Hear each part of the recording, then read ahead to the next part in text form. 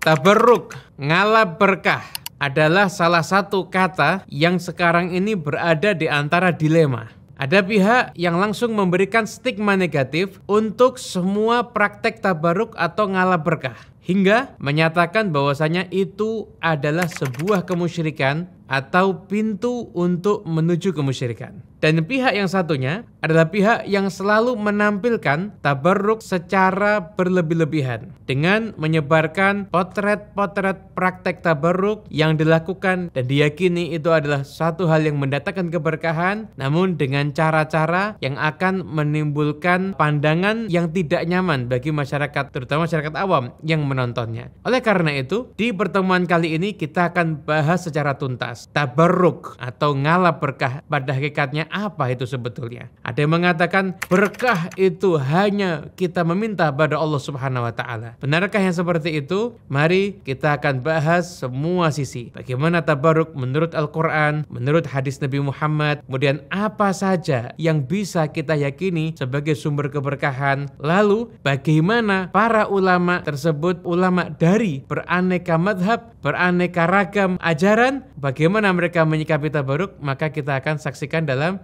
kesempatan yang kali ini. Wa'tasimu bihablillahi jami'an wa la tafarraqu. Tabarruk dalam Al-Quran dan Sunnah. Salah satu masalah yang kerap dipersoalkan dengan aneka ragam standarisasi dan pendekatan adalah masalah tabarruk. Pertanyaan memojokkan seputar tabarruk senantiasa dimunculkan sehingga seringkali memanaskan suasana. Tabarruk itu sunnah ataukah bid'ah? Apakah ada dalilnya tabarruk dalam Al-Quran dan Sunnah? Dan pernahkah tabarruk dilakukan oleh para sahabat, tabi'in, tabi'in, dan generasi salaf? Maka semua pertanyaan itu akan diulas dalam kajian ini dengan bahasa yang ringkas, padat, beserta juga dengan referensi dalilnya. Tabarruk atau ditinjau dari bentuk katanya adalah masdar dari kata tabarroka yatabarroku, tabarrukan, yang artinya upaya untuk mencari berkah. Dalam adat masyarakat Indonesia, tabarruk lebih dikenal dengan sebutan ngalap berkah. Dijelaskan dalam kitabnya para ulama, barokah itu adalah ziyadatu khairin, kebaikan yang bertambah. Jadi ketika berkah itu sudah meliputi sesuatu, maka sesuatu tersebut itu akan bertambah kebaikannya. Tabarruk substansinya adalah mencari tambahan keberkahan, tambahan kebaikan dari sarana yang kita meyakini di sarana tersebut di situ ada sumber keberkahan. Baik itu melalui orang atau benda ataupun tempat atau apapun juga, yang mana praktek tabarruk ini sebetulnya sudah pernah dipraktekkan langsung oleh Rasulullah SAW. Kemudian diikuti oleh para sahabat, tabi'in, dan semua para penerusnya. Adapun dalil tentang tabarruk dalam Al-Quran adalah sebagai berikut, yaitu Al-Quran membenarkan tabarruk dengan peninggalan para nabi selain Nabi Muhammad SAW. Seperti dalam ayat dalam surat Al-Baqarah ayat 248, yang dimana di ayat itu disampaikan bahwasanya ketika nabi mereka berkata pada mereka, sesungguhnya tandanya Talut akan menjadi raja, ialah kembalinya tabut kepadamu. Di dalamnya terdapat keterangan dari Tuhanmu dan sisa dari peninggalan keluarga Musa dan keluarga Harun. Tabut itu dibawa oleh malaikat. Para sahabat dan tabi'in menjelaskan maksudnya sisa dari peninggalan keluarga Musa dan keluarga Harun. Di antara yang disebutkan menurut pendapat sahabat Abdullah bin Abbas adalah yaitu tongkatnya Nabi Musa dan pecahan papan yang bertuliskan Taurat. Artinya terdapat peninggalan nabi-nabi yang terdahulu di dalam tabut kotak tersebut yang dibawa oleh para malaikat. Dan di sini menunjukkan bahwasanya Allah Subhanahu wa taala menunjukkan keberkahan peninggalan nabi-nabi yang terdahulu, dan peristiwa itu diabadikan di dalam ayat suci Al-Quran. Diriwayatkan Ibnu Abi Hatim, tatkala Nabi Muhammad SAW tawaf, Umar bin Khattab bertanya pada Nabi, apakah ini tempat makam atau tempat sholat ayah kita Nabi Ibrahim? Maka Nabi pun menjawab, benar. Umar berkata lagi, apakah tidak sebaiknya kita jadikan ini sebagai tempat sholat? maka Allah Subhanahu wa taala mewahyukan, yaitu surat Al-Baqarah ayat 125, yaitu wattakhidhu min maqami Ibrahim musalla, dan jadikanlah tempat salatnya Nabi Ibrahim atau makam Ibrahim sebagai tempat salat. Artinya di situ ada upaya untuk mencari keberkahan dari bekas tempat salat Nabi Ibrahim alaihissalam. Anas bin Malik meriwayatkan bahwasanya setelah Rasulullah SAW sampai di Mina, beliau datang ke Jamratul Aqabah, lalu beliau melontarkan jumrah. Kemudian beliau pergi ke tempatnya di Mina. Di sana beliau menyembelih hewan kurban. Sesudah itu beliau berkata pada tukang cukur, "Cukurlah rambutku," sambil beliau memberi isyarat ke kepalanya sebelah kanan dan kiri. Sesudah itu diberikannya rambutnya Nabi SAW kepada orang banyak. Jadi Rasulullah SAW dalam hadis yang diriwayatkan oleh Imam Muslim, beliau membagikan rambutnya kepada para sahabat. Dan ketika itu sahabat berebut untuk mengambil rambutnya Rasulullah SAW. Dan di antara sahabat yang saat itu mengambil rambutnya Nabi adalah Khalid bin Walid. Lalu bagaimana kisahnya Khalid bin Walid? Sahabat Khalid bin Walid, beliau bertabaruk dengan rambutnya Rasulullah SAW. Dikisahkan ketika itu di dalam perang Yarmuk, beliau kehilangan pecinya dan beliau berkata, "Carilah peciku." Maka ketika itu orang-orang nggak mendapatkan pecinya. Sampai akhirnya beliau berkata lagi, "Carilah peciku." Sampai akhirnya mereka mendapatkan pecinya Khalid bin Walid. Ketika itu dilihat ternyata peci tersebut adalah peci yang sudah lama, bukan peci yang baru. Lalu Khalid pun berkata, "Sesungguhnya ketika Rasulullah SAW itu umrah, beliau mencukur rambutnya. Para sahabat berebut untuk mengambil rambutnya Nabi. Maka aku mendahului mereka untuk mengambil rambut yang ada pada ubun-ubunnya Nabi Muhammad. Saat aku meletakkan rambut tersebut di peciku ini. Falam ashhad qitalan wa hiya ma'i illa ruziqtun nasr." Maka tidak pernah aku menghadiri peperangan dan peci itu ada bersama denganku kecuali aku diberikan kemenangan. Jadi Khalid bin Walid, seorang sahabat Nabi, beliau meyakini kemenangan di dalam peperangan yang beliau hadiri karena berkat peci beliau, dan di situ ada rambutnya Rasulullah SAW. Fenomena saat ini tentu bertolak belakang dengan apa yang kita lihat. Saat ini masyarakat kadang menganggap remeh upaya untuk mengambil berkah sesuatu yang tersambung pada Nabi Muhammad. Baik itu rambut Nabi atau apapun juga. Padahal sahabat Khalid bin Walid yang tidak diragukan lagi keimanannya, yang gak mungkin beliau itu akan menjadi orang yang musyrik. Beliau dapat pujian dari Nabi, beliau adalah pedangnya Allah. Beliau itu meyakini bahwasanya setiap peperangan yang beliau hadiri, di situ ada rambut Nabi Muhammad, maka beliau mendapatkan keberkahan dari rambut tersebut dan beliau itu bisa menang di dalam perang. Dan perlu kita ketahui, ketika peperangan itu beliau mengambil rambut Nabi, saat itu Nabi sudah wafat. Artinya tetap beliau bertabarruk kepada Nabi baik ketika hidupnya Nabi bahkan setelah wafatnya Nabi dengan peninggalan-peninggalan Nabi Muhammad SAW. Dalam hadis yang disebutkan dalam kitab Sahih Al-Bukhari dikisahkan tentang bagaimana testimoni Urwah bin Mas'ud ketika beliau akan mengajak diplomasi Nabi Muhammad SAW ketika akan perjanjian Hudaybiyah. Dikatakan ketika itu thumma inna Urwata ja'ala yarmuqu ashaban nabiyyi SAW bi'ainai. Urwah kemudian memandangi sahabat-sahabat Rasulullah SAW dengan kedua matanya. Qala fa wallahi ma tanakhama Rasulullah sallallahu alaihi wasallam nukhamatan illa waqa'at fi kaffi rajulin minhum fadalaka biha wajhahu wa jildah. Kata Urwah bin Mas'ud, demi Allah, tidak pernah Rasulullah SAW itu meludah, melainkan ludahnya akan jatuh di tangan salah seorang di antara sahabat. Kemudian dia akan mengusapkan ludah itu ke wajahnya dan ke kulitnya. Apabila Nabi memerintah mereka, maka mereka akan bergegas untuk menaati perintah Nabi. Wa idza tawaddu'a kadu yaqtatiluna ala wudhu'i. Jika Nabi itu berwudu, hampir-hampir mereka saling berperang hanya berebut air bekas wudu Nabi Muhammad SAW. Apabila mereka berbicara di hadapan Nabi, maka mereka akan merendahkan suaranya. Dan tidak pernah mereka menatap Nabi dengan pandangan yang tajam karena pengagungan mereka pada Nabi Muhammad. Ketika Urwah kembali ke sahabat-sahabatnya itu, ke orang kafir Quraisy. Maka Urwah berkata, wahai kaum, sesungguhnya demi Allah aku pernah mendatangi para raja. Aku pernah mendatangi Raja Romawi, aku pernah mendatangi Raja Persia, aku pernah mendatangi Raja Ethiopia. Demi Allah, aku tidak pernah melihat seorang raja yang diagungkan oleh para sahabatnya seperti para sahabat Muhammad mengagungkan Muhammad. Nggak cukup itu. Kemudian para sahabat Nabi Muhammad SAW bertabaruk dengan air sumur Bidha'ah yang pernah diludahi oleh Nabi Muhammad SAW. Begitu juga seorang sahabiah, sahabat wanita Ummu Sulaim mengambil keringat Nabi Muhammad SAW dan menaruhnya ke dalam botol sebagai minyak wangi. Ketika beliau menyampaikan niatnya kepada Nabi bahwa beliau itu mengharap keberkahan Nabi, maka Nabi menjawab dengan mengatakan, "As-sabti, engkau benar." Sahabat dan tabi'in.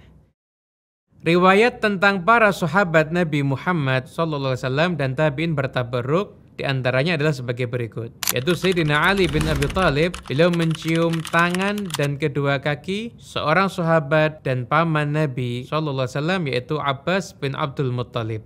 Imam Ahmad meriwayatkan di dalam musnadnya dari Thabit Al-Bunani. Suatu hari dia berkata pada Anas bin Malik, "Wahai Anas, apakah engkau pernah menyentuh tangannya Rasulullah SAW dengan tanganmu?" Kata Anas, "Ya, betul." Maka Thabit berkata, "Mana? Tunjukkan kepadaku dan izinkan aku menciumnya. Sesungguhnya inilah tangan yang pernah menyentuh tangannya Nabi SAW."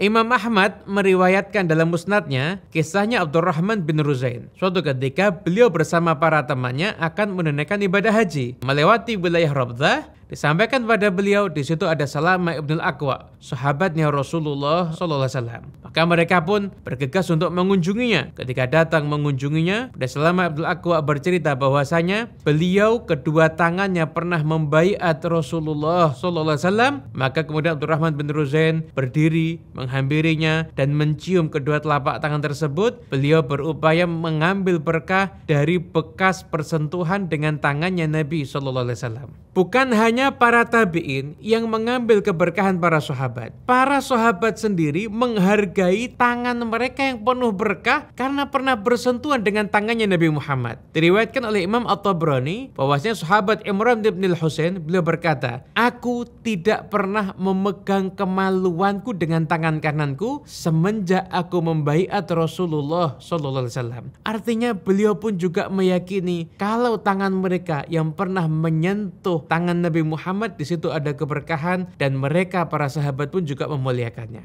Oleh karena itu, dari riwayat-riwayat tadi kita bisa mengambil satu kesimpulan bahwasanya para sahabat bertabaruk dengan sahabat, para tabi'in bertabaruk dengan sahabat. Bahkan para sahabat sendiri mereka meyakini keberkahan yang tersambung dalam diri mereka apabila itu keberkahan sambung pada Nabi Muhammad SAW. Oleh karena itu, upaya ngalap berkah, mencari berkah itu merupakan tradisi. Bahkan dari sejak zaman hidup Nabi, para sahabat mengambil berkah dari Nabi Muhammad. Sepeninggal Nabi, sahabat masih mencari berkah dari semua peninggalan-peninggalan Nabi atau semua yang terkait dengan Nabi. Dan bahkan para tabi'in pun mereka juga berupaya mengambil berkah dari para sahabatnya Nabi Muhammad SAW.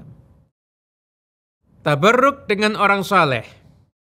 Dari uraian sebelumnya dapat disimpulkan bahwasanya tidak ada yang mempertentangkan tentang bolehnya tabaruk pada Nabi Muhammad SAW semasa hidup beliau dan kepada peninggalan beliau setelah Nabi Muhammad wafat. Perbedaan pendapat itu muncul apabila tabaruk ngalap berkah kepada selain Nabi Muhammad. Bolehkah bertabaruk pada sahabat, tabi'in dan orang-orang yang soleh? Ada yang beranggapan bahwa tabaruk hanya boleh terhadap Nabi Muhammad dan para nabi yang lain saja. Tentu hal ini tidak benar, karena diriwayatkan bahwa Nabi Muhammad SAW mengajarkan umat Islam untuk mengambil berkah kepada sesama kaum muslimin juga, terutama apabila kepada orang-orang yang soleh. Dalam hadis diriwayatkan oleh Abdullah bin Umar bahwasanya Rasulullah SAW yab'atsu ilal matahir fayu'ta bil ma' fayashrabuhu yarju barakata aidil muslimin. Bahwasanya Rasulullah SAW itu sering mengutus orang untuk mengambil air bekas wudhunya kaum muslimin. Kemudian ketika air itu datang kepada Nabi, maka Nabi meminumnya dan beliau mengharap keberkahan tangan-tangan kaum muslimin. Hadis ini diriwayatkan oleh Imam At-Tabrani, Imam Al-Baihaqi dan para ahli hadis yang lainnya. Kita bisa lihat, padahal Nabi Muhammad SAW adalah sebaik-baik ciptaan Allah, sumber mengalirnya keberkahan dari Allah. Akan tetapi Nabi Muhammad SAW mempraktikkan secara langsung di hadapan para sahabat bagaimana caranya bertabarruk dari tangannya kaum muslimin. Imam Ibnu Hibban dalam sahihnya membuat 2 bab khusus yang menjelaskan kebolehan tabarruk dengan orang saleh dan ahli ilmu. Beliau sebutkan di situ dzikru ma yustahabbu lil mar'i at-tabarruk bis-shalihin wa asbahihim. Bab menjelaskan kesunahan bagi seseorang untuk bertabarruk dengan orang saleh dan orang yang serupa dengan orang yang saleh. Ibnu Hibban menjelaskan hadis tentang anjuran Rasulullah SAW untuk bertabarruk kepada orang yang lebih tua. Yaitu Nabi bersabda, al-barakatu ma'a akabirikum. Keberkahan itu terdapat pada orang-orang yang lebih tua daripada kalian. Ini bermakna orang yang usianya lebih tua ataupun orang yang pembesar maksudnya pembesar yaitu para ulama dan orang-orang soleh, ataupun juga bermakna maksudnya orang-orang tua kita semuanya. Hadis ini juga dinyatakan sahih oleh Al-Hakim dalam kitab Al-Mustadrak Al-Sahihain. Kemudian dalam muqaddimah kitab Faidul Qadir disebutkan bahwasanya Imam Muslim, seorang ahli hadis, imam hadis, beliau meminta restu untuk mencium kedua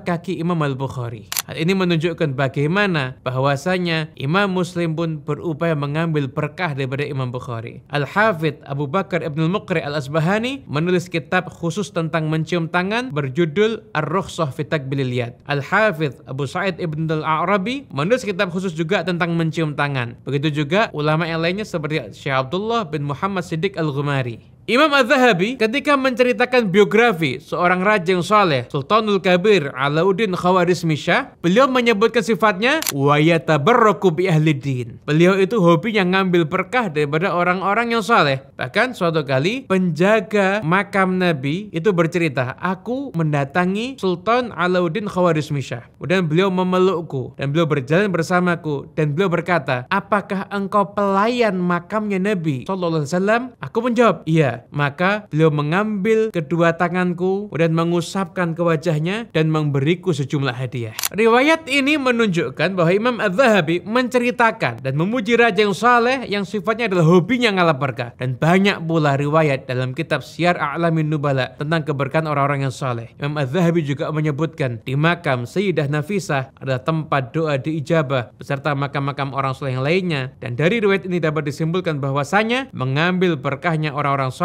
merupakan ajaran yang disepakati oleh As-Sawadul A'zam, yaitu mayoritas para ulama lintas madhab dan lintas generasi. Hal ini adalah hal yang biasa dilakukan oleh orang-orang yang hidup pada generasi salaf. Mereka tuh biasa mengambil berkah kepada orang lain, kepada orang soleh, ataupun kepada siapapun pihak yang tersambung dengan sumber-sumber yang penuh dengan berkah. Namun, hal ini apabila dilakukan di zaman sekarang, banyak orang yang salah paham, menganggap bahwasanya perilaku ini tidak ada tuntunannya dan tidak ada contohnya daripada generasi salaf. Tabarruk ke orang yang sudah wafat. Diriwayatkan pada musim paceklik para sahabat bertabarruk dengan makam Nabi Muhammad SAW dengan cara membuat lubang dari makam itu ke langit sehingga antara makam dan langit tidak ada atap yang menghalanginya. Sehingga setelah itu hujan pun turun dengan lebat sekali, rerumputan tumbuh dengan subur dan unta-unta menjadi sangat gemuk. Imam Syafi'i bertabarruk dengan makam Al-Imam Abu Hanifah. Beliau berkisah ketika beliau ada hajat, beliau menunaikan sholat 2 rakaat lalu berziarah ke makam Abu Hanifah dan berdoa di sana dan hajatnya segera dikabulkan oleh Allah Subhanahu wa taala. Begitu pula Ibnu Abdul Bar menjelaskan tentang hadis tabarruk dalam kitab Al-Muwatta mengenai suatu pohon yang dimakamkan, di bawah pohon tersebut dimakamkan 70 nabi. Beliau menjelaskan bahwasanya di dalam hadis ini terdapat dalil untuk tabarruk di tempat para nabi dan orang-orang saleh serta makam-makam mereka dan tempat tinggal mereka. Al-Imam Al-Hafidh Ibnu Hibban, penulis kitab Sahih Ibnu Hibban, ketika beliau menghadapi kesulitan, beliau akan berziarah ke makam Sayyidina Ali Ar-Ridha bin Musa Al-Kadzim, berdoa di sampingnya, dan beliau pun berkata kalau sudah beliau berziarah di sana dan berdoa di sana, maka doa beliau akan dikabulkan oleh Allah Subhanahu wa taala. Al-Imam Abu Ali Al-Khalal, guru para ulama madhab Hambali, setiap ada problem bertabaruk dengan berziarah ke makam Sayyidina Musa Al-Kadzim bin Ja'far As-Shadiq, bertawassul dengannya sehingga Allah taala mengabulkan semua hajat-hajatnya. Imam Ibnu Huzaimah, ulama salaf, penulis kitab Sahih Ibnu Huzaimah, bertabaruk dengan berziarah dan berdoa di depan makam Sayyidina Ali Ar-Ridha bin Musa Al-Kadzim di Tus. Al-Imam Abu Ali An-Naisaburi, guru Al-Imam Al-Hakim, pengarang kitab Al-Mustadrak, bertabaruk dengan berziarah dan berdoa di makam Imam Yahya bin Yahya sesuai dengan petunjuk Nabi Muhammad SAW melalui mimpinya. Menurut Imam Az-Zahabi, makam Ibnu Zirak banyak diziarahi orang dengan tujuan bertabarruk. Imam Ibrahim Al-Harbi, muridnya Imam Ahmad bin Hanbal, beliau berkata, Qabrul Ma'ruf tiryaqun mujarrab. Makamnya Ma'ruf Al-Karhi, penawar yang mujarrab. Maksudnya apa? Berdoa di sampingnya mempermudah terkabulnya hajat dan permohonan. Bahkan Imam Ibnul Jauzi Al-Hambali dalam kitab Manaqibnya Imam Ahmad bin Hanbal menceritakan bahwasanya Abu Ali Al-Hasan bin Ahmad Al-Faqih ketika wafatnya Ummul Qati'i, maka mereka menguburkannya di samping makam Imam Ahmad bin Hanbal. Setelah beberapa malam, mereka bermimpi berjumpa dengannya. Ummul Qati'i berkata, "Wahai putraku, semoga Allah Ta'ala meridhaimu. Sungguh engkau telah menguburkan aku di samping seseorang yang turun atas kuburnya setiap malam atau setiap malam Jumat, turun di atas kuburnya rahmat yang mencakup seluruh penghuni kubur, sehingga aku pun mendapatkan rahmat tersebut." Bahkan di kitab yang sama, Abu Dhahir Al-Jamal, Syekhun Saleh berkata, suatu malam aku membaca firman Allah Ta'ala di makam Imam Ahmad bin Hanbal, "Faminhum syaqiyyun wa sa'id." Ada di antara mereka orang yang celaka dan orang yang beruntung. Tiba-tiba aku merasa ngantuk dan aku tertidur. Dalam tidurku aku mendengar suara yang berkata, "Alhamdulillah, tidak ada di antara kami," maksudnya penghuni kubur sekitar makam Imam Ahmad bin Hanbal, menjadi orang-orang yang celaka. Dan dikatakan karena semuanya itu berkat Ahmad bin Hanbal. Berlebihan dalam tabarruk.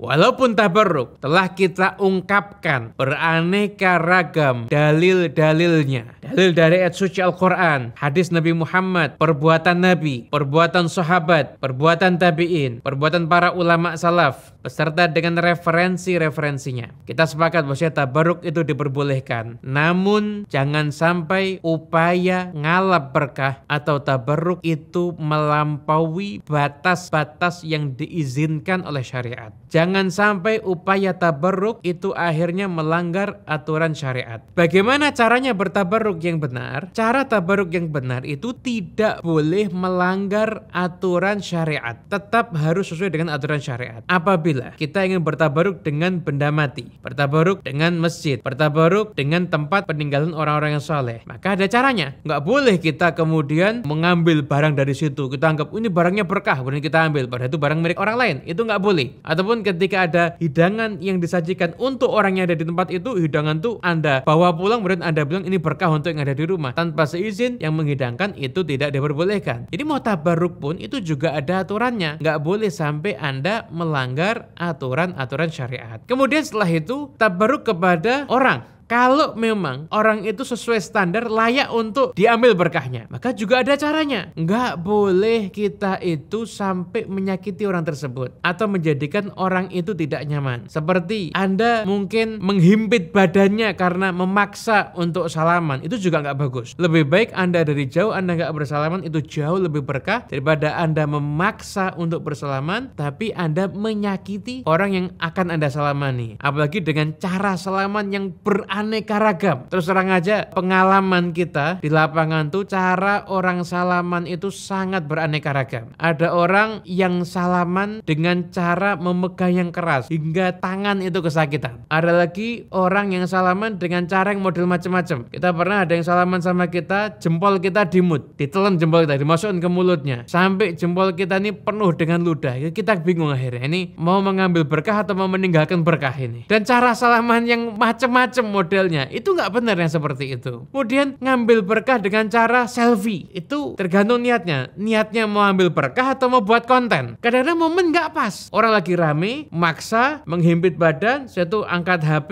kemudian selfie. Itu sama sekali tidak ada adab. Mau bertabaruk, kalau melihat standar orangnya layak untuk ditabaruki, silakan, tapi harus dengan adab dan jangan sampai melanggar syariat. mencium hajar aswad aja itu tidak dianjurkan apabila proses untuk kita ke sana kita harus berdesak-desakan menyikut orang lain. Lebih baik kita salam dari jauh, itu sudah cukup. Nggak harus mencium hajar aswad. Begitu juga apabila kita ingin bertabaruk dengan orang soleh. Namun nggak semua orang yang ada layak untuk diambil berkahnya. Jangan terus setiap orang kelihatan muncul sesuatu yang aneh, wah ini kita ambil berkahnya. Nggak seperti itu juga. Standar orang tersebut harus layak. Ini orang layak nggak untuk kita ambil berkahnya? Terutama Anda para ulama, Anda sudah belajar ilmu, Anda sudah ngaji kitab, Anda bisa ngukur layak nggak orang ini untuk diambil berkahnya. Jangan sampai Anda menunjukkan penghormatan ataupun ngambil berkah pada orang yang salah sehingga akhirnya Anda bisa menyesatkan orang awam. Harusnya yang diambil berkahnya itu orang yang saleh, tapi akhirnya yang diambil berkahnya adalah orang yang ngelantur, orang yang ngomong nggak jelas, orang yang cerita seakan-akan dirinya itu sakti, tapi nggak pernah kelihatan gimana ibadahnya, gimana sholatnya, gimana ilmu agamanya, dari siapa dia belajar. Nggak pernah diukur itu semuanya. Itu bukan cara-cara bertabaruk yang benar. Kemudian juga yang perlu diperhatikan adalah ekspresi berlebihan di dalam bertabaruk. Kita perlu tahu bahwasanya kondisi masyarakat kita ini bermacam-macam. Apabila kita berada di dalam liputan kamera, jangan sampai ekspresi tabaruk kita menjadi ekspresi yang berlebihan sehingga orang yang menyaksikan itu menjadi tidak nyaman. Contoh, misalkan bisa dengan mencium kaki berlebihan hingga kaki dibolak-balik dan sebagainya, tentunya itu bukan hal yang tepat apabila untuk diekspos ataupun mencium lutut dan lain sebagainya. Kita harus bijaksana untuk menampilkan cara kita di dalam bertabaruk. Begitu juga para ulama, para guru, kalau ada orang yang ingin mengambil berkah kepada Anda dan itu disaksikan dan itu banyak kamera di situ, Anda harus mulai hati-hati. Jangan sampai ekspresi mereka yang berlebihan itu bisa diartikan bermacam-macam oleh orang yang belum paham tentang konsep apa itu tabaruk dengan sendirinya. Kita nggak bicara tentang dalil boleh atau tidak boleh, namun kita bicara tentang bagaimana fiqhud dakwah, bagaimana dampak ekspresi berlebihan ini terhadap kepentingan dakwah, itu mempengaruhi atau tidak, itu juga perlu diperhatikan.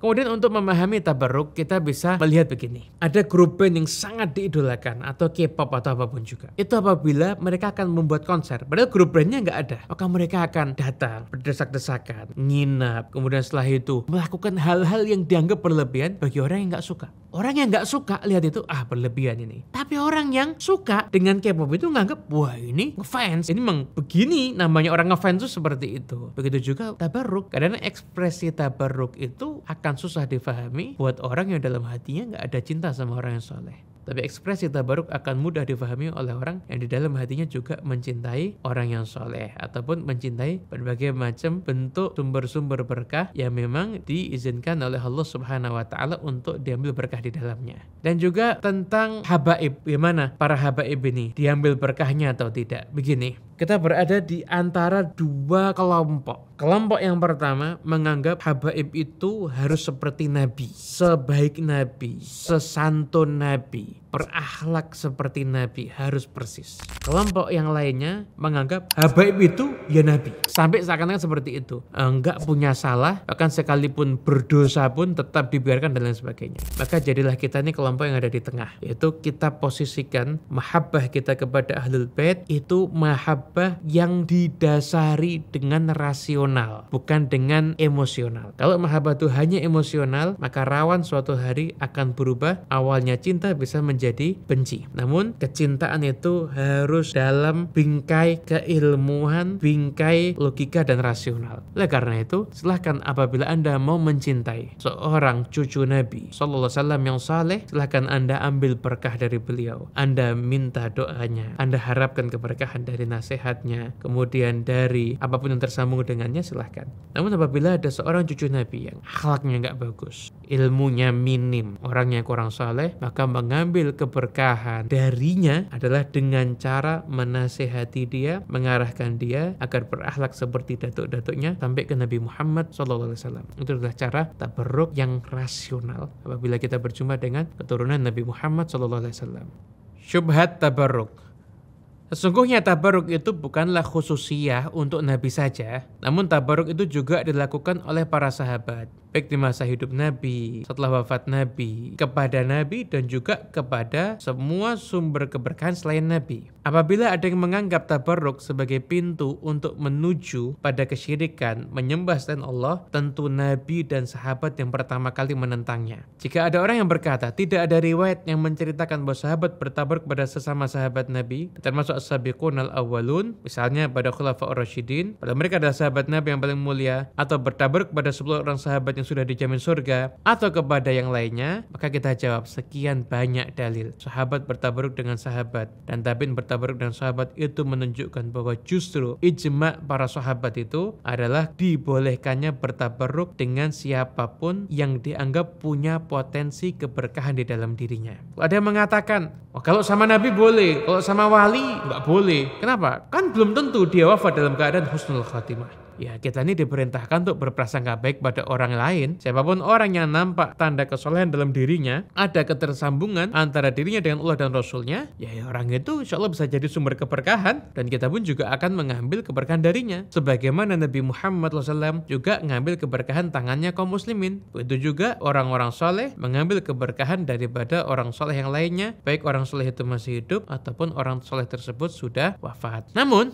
kita menyikapi bab tabaruk ini sebenarnya sih ini santai saja sebenarnya. Kamu mau bertabaruk, ini bukan wajib. Silahkan aja, silahkan kamu bertabaruk. Kamu nggak mau bertabaruk, ini juga bukan haram. Jadi ini adalah perkara khilafiyah. Silahkan, yang mau mengerjakan boleh, yang nggak mengerjakan pun juga nggak ada masalah. Oleh karena itu, kita sekarang bijaksana di dalam menyikapi tabaruk. Tabaruk itu hukumnya bukan wajib. Jadi pelaku tabaruk itu silahkan. Dan orang yang nggak mau bertabaruk juga tidak dianggap dia itu berdosa. Silahkan yang mau mengambil berkah dengan semua sumber yang diyakini ada keberkahan, tentunya sesuai dengan koridor ilmu dan syariat serta petunjuknya orang-orang yang soleh. Dan apabila ada yang nggak mau bertabaruk juga silahkan, nggak ada masalah. Yang menjadi masalah apabila dikatakan pelaku tabaruk, orang-orang yang ngalap berkah itu berbuat kesyirikan, maka itu akan menjadi suatu masalah. Oleh karena itu kita bijaksana di dalam menghadapi perbedaan pendapat ini. Maka yang akan bertabaruk silahkan bertabaruk dengan cara yang benar, dan yang nggak mau bertabaruk juga silahkan fahami bahwasanya mereka yang bertabaruk bukan mereka berbuat kesyirikan, namun mereka adalah berupaya untuk menambah keberkahan dalam hidupnya melalui sumber-sumber keberkahan yang diizinkan oleh Allah Subhanahu wa taala dan juga sesuai dengan aturan-aturan syariat dan petunjuk daripada generasi salaf yang saleh.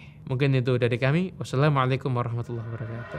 Wa'tasimu bihablillahi jami'an wa la tafarraqu.